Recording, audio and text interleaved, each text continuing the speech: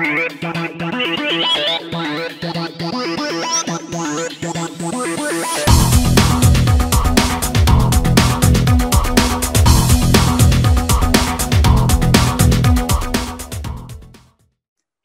and welcome back to Coinscrum Markets for our regular Friday wrap. As always, thrilled to be joined by Nick Mancini, a Chief Community Officer at Trade the Chain. Hello, Nick. Hey, how's it going? Happy Friday. How you doing, Paul? Happy Friday to you. It's raining in London. We had 2 days of summer this week. That was it. It sounds like a lot. Yeah, no, that's a lot for us. We're happy with it. We'll take whatever we can get. Nice. And, love to hear it.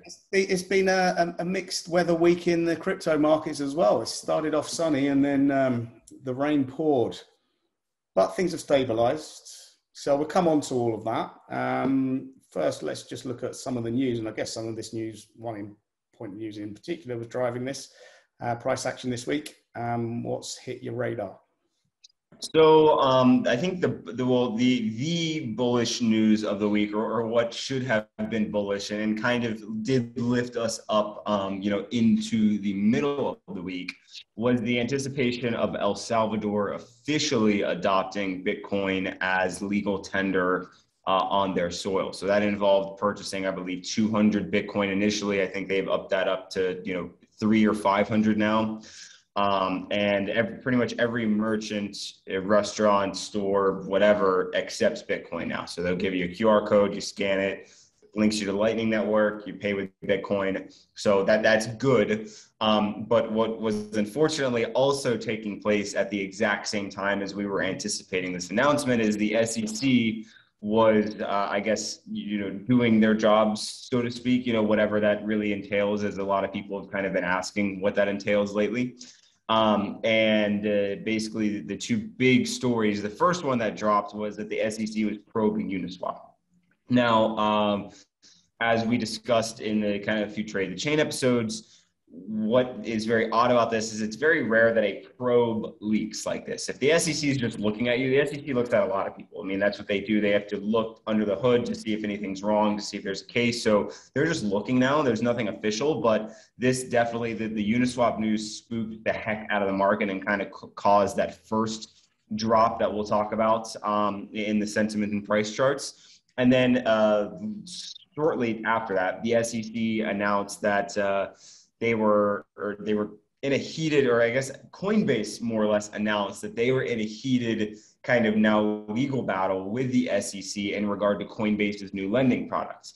Now, the interesting thing about this is that there's many lending products in crypto. There's Aave on the decentralized world, there's BlockFi and Celsius. So the fact that they were halting Coinbase's lending product obviously spooks Coinbase, because they were like, hey, you've allowed this, but now we want to do it, you're not allowing it. So Brian Armstrong, the CEO of Coinbase, kind of did, something that's not entirely unprecedented, but not seen often. He went on the offensive and kind of attacked the SEC on Twitter, and it kind of just barrel rolled into this kind of thing that is might be bigger than we're kind of thinking that it is. It's just a lending product. Coinbase is trying to be 5 different banking institutions in one. They want to be a lender, a prime broker, an exchange. So I understand the SEC's weariness, but it's just very interesting how they chose to go about it, how Coinbase decided to react, and now the market has to distill all of this information in a very short amount of time when we still have 2 SEC probes going on. So we were on a great bullish run, and then we just got hit with kind of 2 bearish kind of clouds, question marks, thunderstorms, whatever you want to call them, and we just kind of have that hanging over our heads now. The Charlie Brown thunderstorm over the head, stink lines over the head, whatever you want to call it. We've just kind of got that hanging, and it will affect price action until we get more clarity on those lawsuits and kind of the SEC's intention. Yeah, well, I guess if we drill down on some of these pieces, I mean, if we look at the El Salvador news and then reaction, whatever that, it's easy to try and identify what caused, a turnaround in the market, but, markets move. That's not unprecedented. We've seen a few times where, the classic buy the news, sell the fact scenario. Back in 2017, CME announced in Q3 that they were going to be launching Bitcoin futures. That kind of triggered a massive run up in the Bitcoin price up to the high of 20,000. And the day CME launched those futures, that marked the top. earlier this year, Coinbase again announced that they were going to be doing their IPO. You know, coinciding with a big bull run, Coinbase do their IPO, slam dunk, that's the top of the market again. And obviously there was bullish sentiment coming into this, and I think a lot of traders were kind of questioning where this kind of strong run came from. And the market moved up very quickly. News came in, this absorbed, market turns around. Maybe there was some disappointment that they announced that they just bought 200 Bitcoin, which in the grand scheme of things isn't kind of market moving.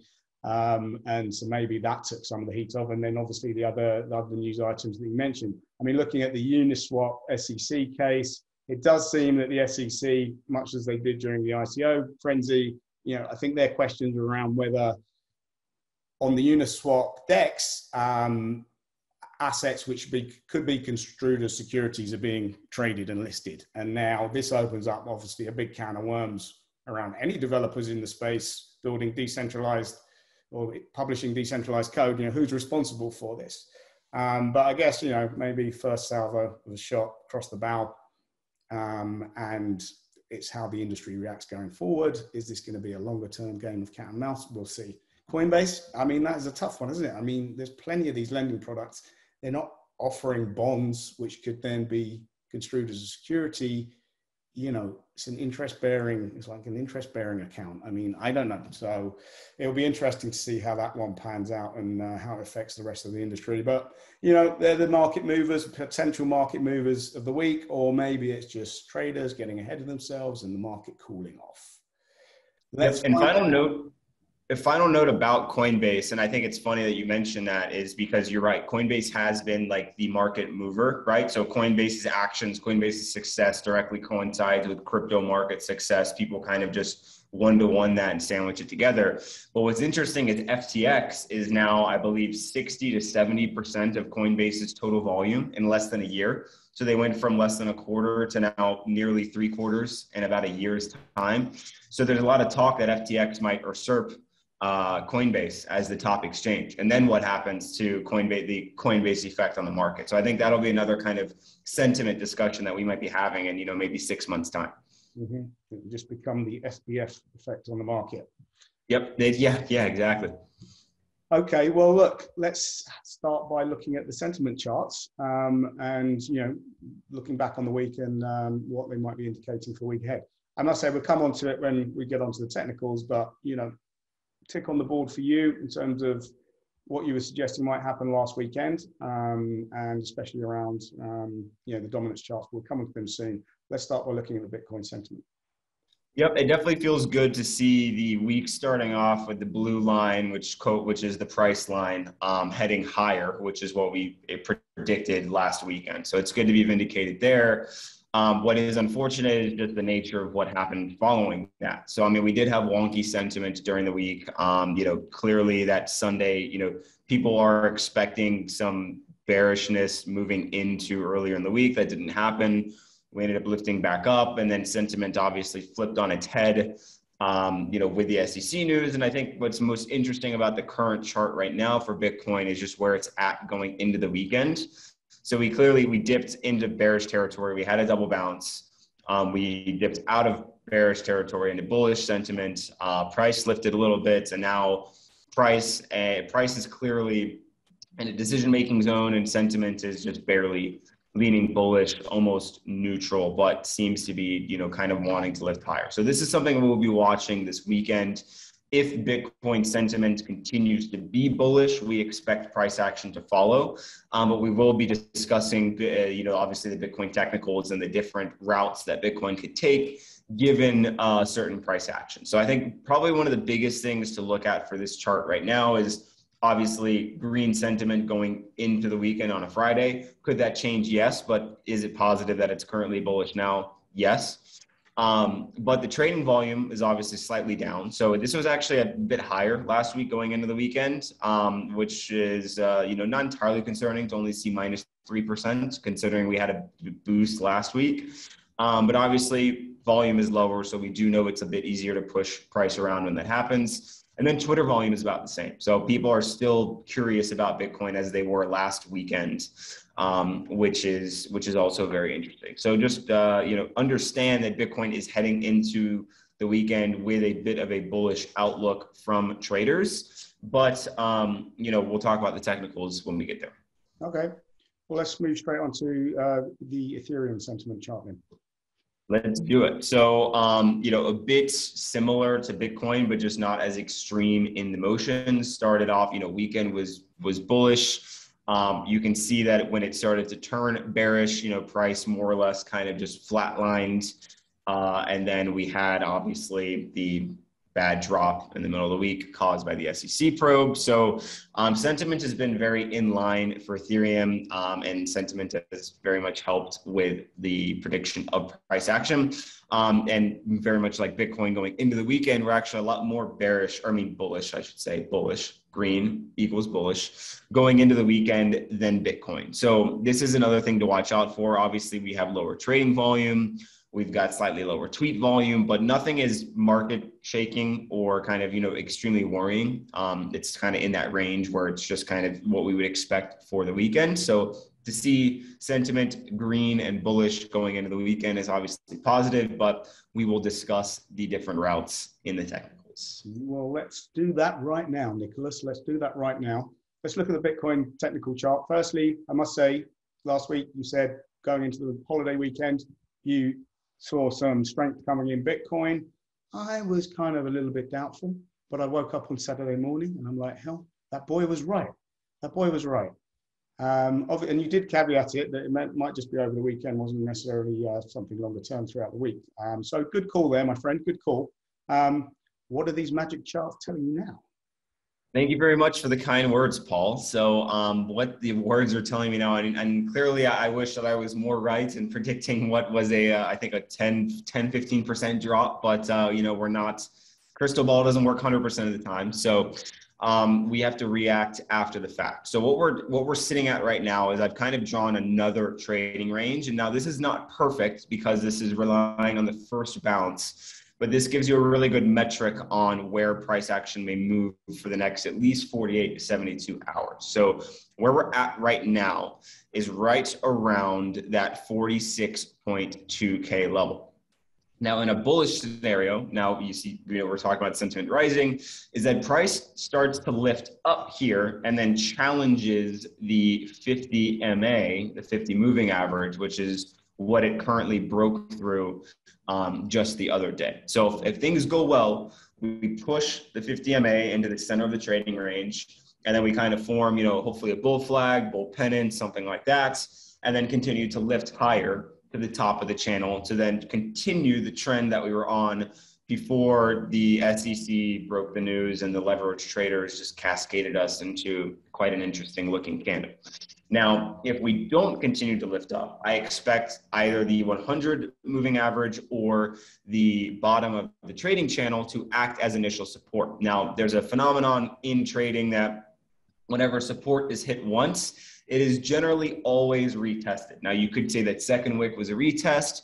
Generally, you see that a retest after a few more candles come in. So there is a possibility we get a wick or a candle that drops below to kind of fake out all of the bullish traders and then continue to lift higher. We've seen that happen plenty of times before. And it would make sense given the liquidity interest in that kind of 44, 45K range. That's kind of the last, if you look on the right side of the chart, you can see order book interest. And that 44, 40K range is really, or 44, 45K range is really that last stalwart before 40K, 41K comes into question. So like I just said, if 44K breaks 44, 43 and a half, 41K is pretty much guaranteed. 40K is more than likely in that scenario. So basically, if we break the bottom of the trading range, we will then move down to, where the 200 moving average is, which also coincides with about 40 to 41K. Now, we do see that the MACD is showing signs of a potential reversal. We know that the RSI is getting a bit oversold on this 12-hour chart, and the stock RSI is reset. So, I think there are more signs to point to the bullish or potentially, bounce on support scenario. I do not think we look overly bearish, especially with sentiment, but, please be aware that if price does break down below 44, 43 and a half, look out for 40 to 41K. Yeah. Well, let's move on to the Ethereum technicals. I mean, just on that caveat there as well, potential indecision in the market. I mean, we both agreed last week that, although Ethereum was pushing up towards its all-time highs, we didn't think it would go and break through right now. So, I guess maybe we can look at this Ethereum chart and see if this gives any new clues. We were kind of right there. Maybe this is just a longer term pattern playing out and we're just going to take a breather for now. Yeah, no, Ethereum had a great weekend. I made a fantastic trade on Ethereum last weekend. I was very pleased. Obviously we came right back down to where price was kind of going into last week. And, it is what it is. Some traders get upset, if you make money both ways, you know how to go long, go short, you're doing pretty well. But I'm not overly concerned to see Ethereum hanging out at 3,400. I think this is, when you have a parabolic run going up, generally you end up retesting support anyway. So I think this is just a natural market phenomenon driven by a kind of a market shock or a black swan event.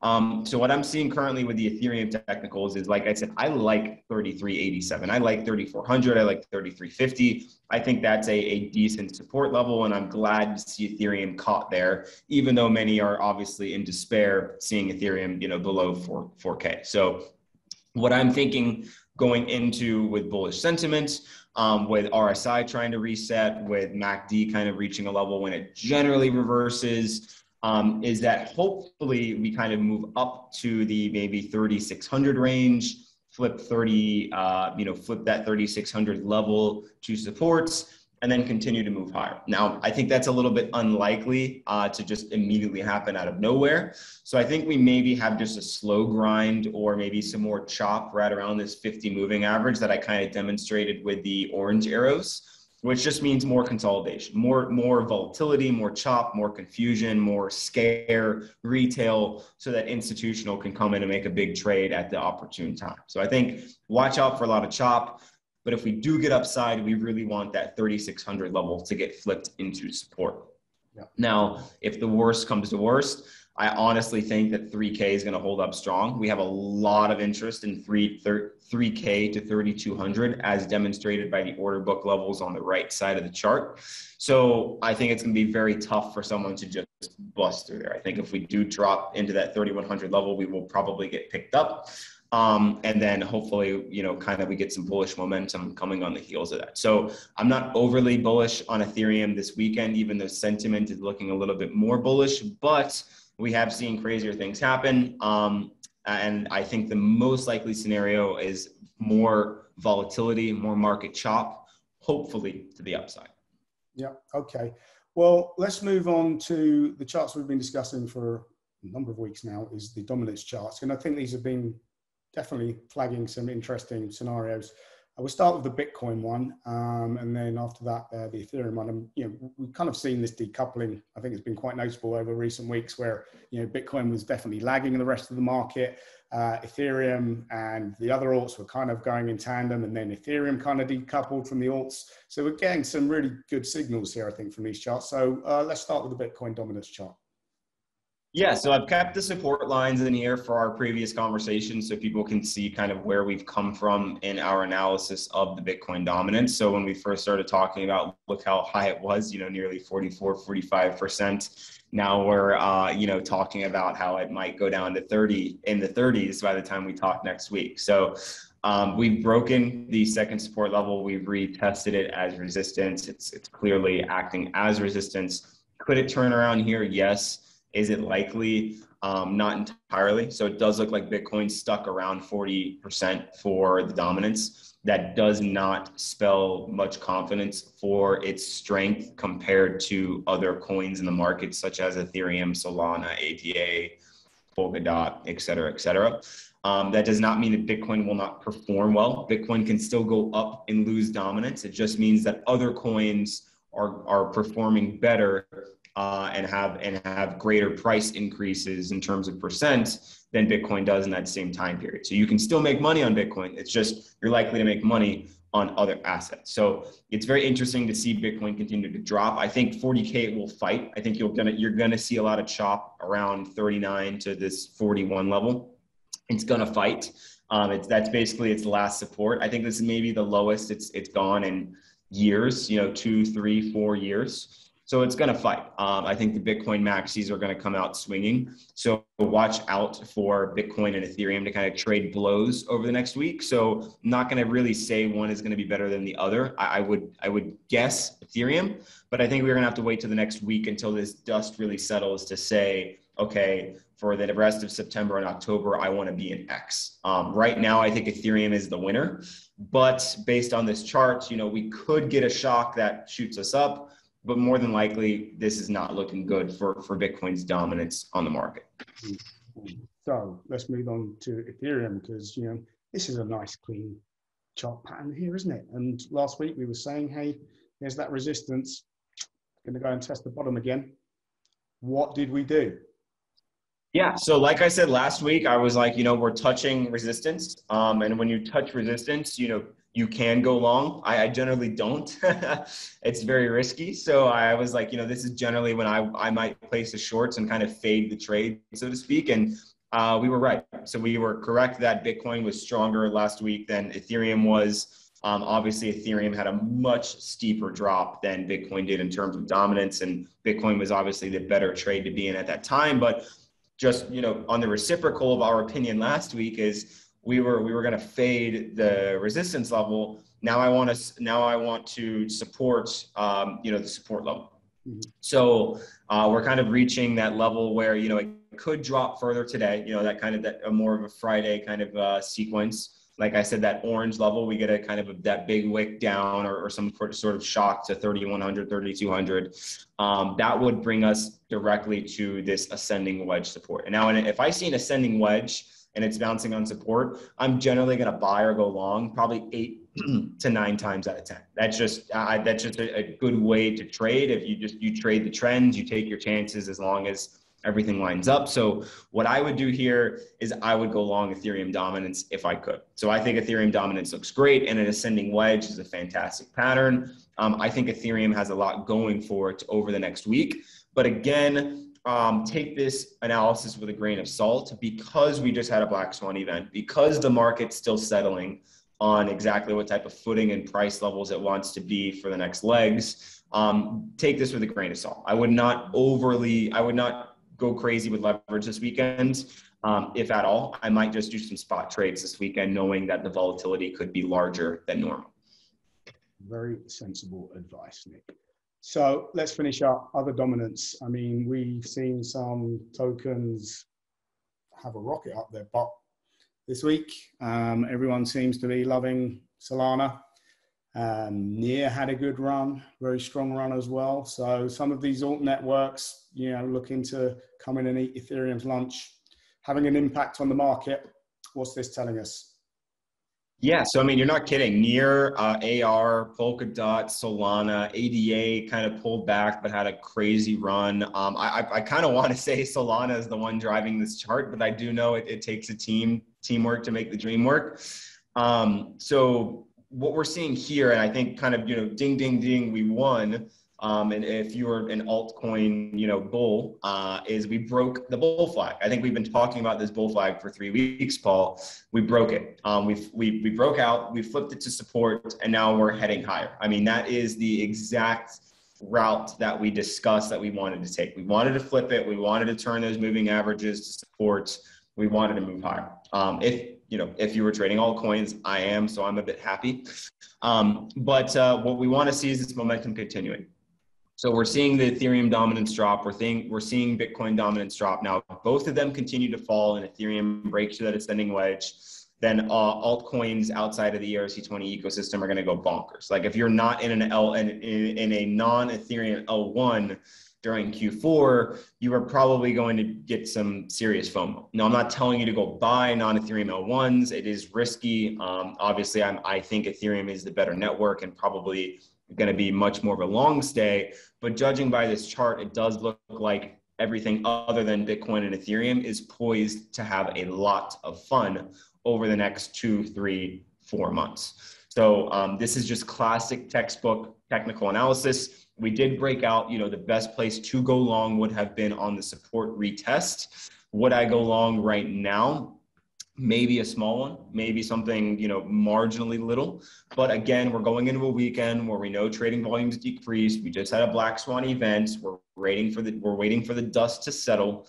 We know what our feelings are, where sentiment lies, but we need to make sure that we have all of our ducks in a row and that the market is kind of primed for these trades. So please do not overextend yourself this weekend, but do understand that altcoins continue to look better than the first and second largest cryptocurrencies right now.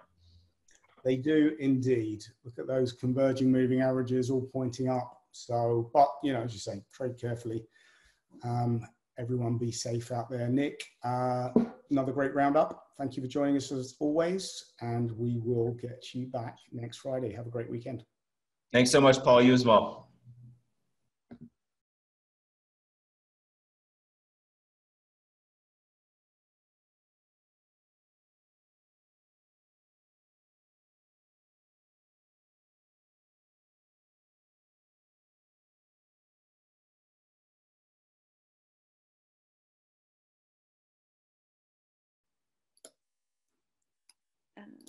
Okay, so I'm going to